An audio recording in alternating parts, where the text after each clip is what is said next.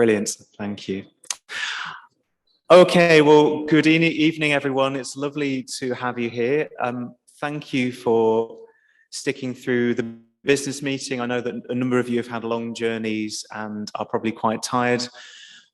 We're now going to change the tone a little bit and have the first of our evening devotionals. I'm just doing tonight's as a one-off, and I'm going to lead us in about half an hour of devotional time where we can just bring ourselves before God. We're going to take ourselves through a short Bible passage and reflect on it slowly. So this will just be some time to rest and relax. If you end up falling asleep in your seat, that's absolutely fine. Just take that as a blessing from the Lord. We also need to say a special hello to Dave Marshall, who is the IPCA Oceania rep, joining us from New Zealand online. So it's lovely to have Dave joining us as well. So welcome, Dave. Oh, you've got a round of applause if you can hear that, Dave. Thank you. So the theme of this conference is Who Cares? We do, caring for ourselves so that we can care for others effectively. This evening we begin a week of refreshing, restoring, learning what our energy, where our enthusiasm comes from as prison chaplains. And that this comes from God and not from us. I'm going to read to us from 2 Corinthians chapter 4, a short couple of verses, and I'm going to lead us through a walking through the passage. We'll take it slowly. These verses have been particularly important to me during my years of prison chaplaincy. I was a prison chaplain about 11, 12 years. And like this passage describes. So I'm going to read it to us from 2 Corinthians 4. Treasure in jars of clay, to show that this all-surpassing power is from God and not from us. We are afflicted in every way, but not crushed. Perplexed, but not driven to despair. Persecuted, but not forsaken. Struck down, but not destroyed. Sometimes we can feel like that jar of clay, and I don't know what the modern equivalent to that might be. It might be a takeout container for a meal, something that doesn't look much to look at, possibly used only once or twice, looks a bit broken around the edges, nothing much to look at. But what does it contain? For each one of us, something special, unique, and precious, the all-surpassing power of God.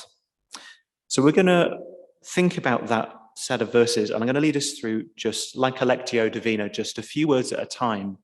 I'm going to pause at the end of each set of words, and I'm going to give us some questions to think about. You may want to close your eyes, you may want to fold your hands, just get yourself into a position where you're comfortable.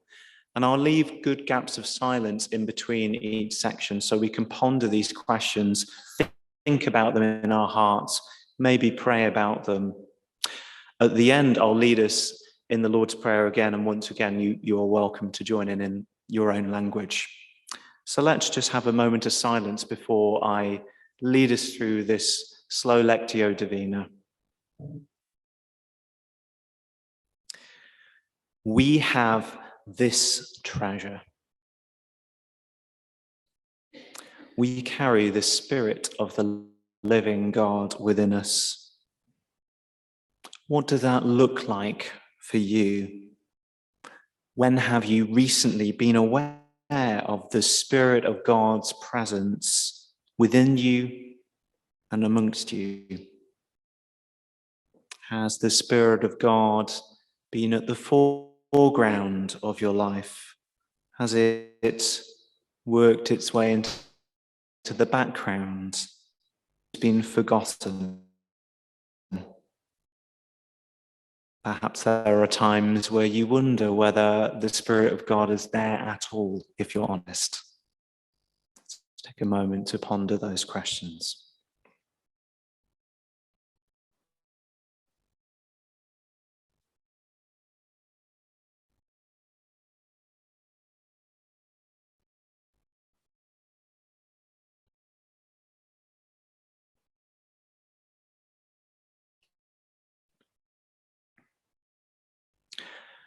We have this treasure in jars of clay. Where today or this month, this year, have you felt like a jar of clay? And looking at your jar, has it been sturdy, fresh, ready to be filled? Or has it been broken, perhaps chipped at the edges? Where are the cracks in your jar?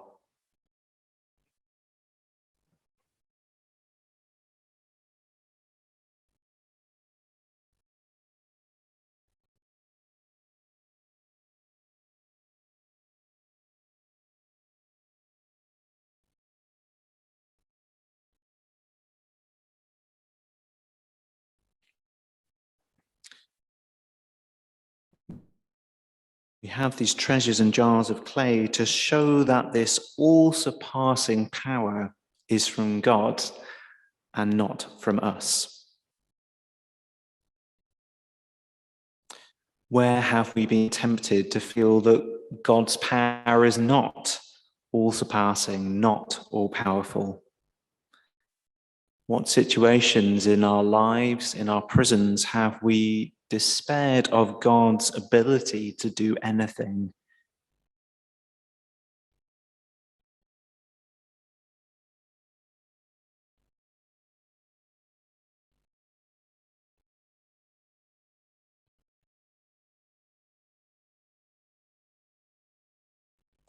This all-surpassing power is from God and not from us.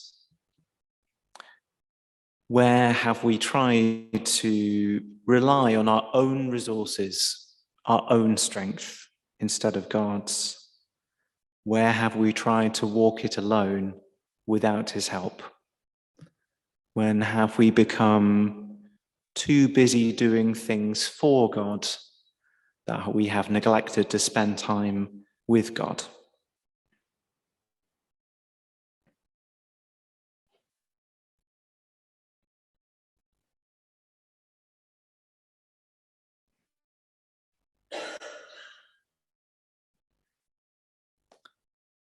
We are afflicted in every way, but not crushed.